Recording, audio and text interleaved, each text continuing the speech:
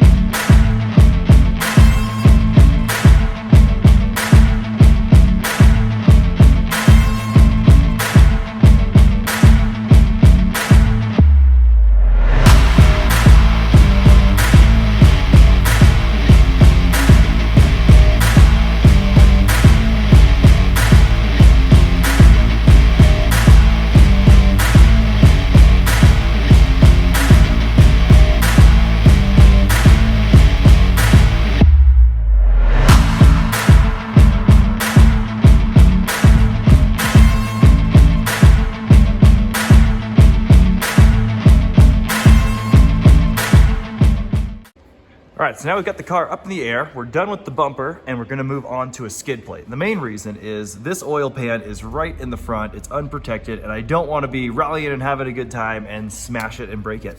However, I think now's a great time to point out some of the other awesome modifications we have on this car. So the first thing you'll see right here is my custom exhaust.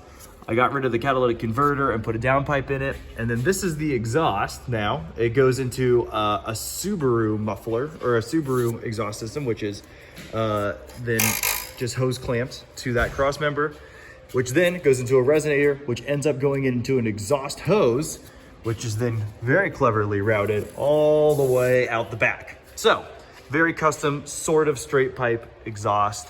And then up here, actually when I bought it, the cross member brackets right here for the transmission had broke. So I took a ratchet strap and I just ratchet strapped the transmission to this bar that I welded on. And now it's great. It doesn't clunk and it's basically a custom mount. So since we've got all those things taken care of, the next thing is a skid plate. And we've got a great piece of aluminum to use as a skid plate. Let me go get it. And here it is. This is the start of my skid plate, and I actually think it might be the end of it because this thing fits perfectly. Got this no passing zone sign, and what I'm gonna do is it actually fits perfect with the front frame here. I'm gonna drill a hole and I'm gonna riv nut it in there. That way, if we have to do something, like I still need to do an oil change on this, maybe. I can still get it off, and then we'll attach it back here as well. And it'll cover all the way past the transmission, sort of. So that gives me a lot of confidence that I can bounce that off of a rock or at least drag it over something and it's not gonna totally destroy it. Obviously, this isn't as good as like real body armor, but have you seen the rest of the car? Like this is kind of where we're at. So very excited about that. Plus, if I flip it over on its lid, everyone will know, hey, you can't pass me. So I'm gonna get to riv nutting this thing together and I'll show you the finished project.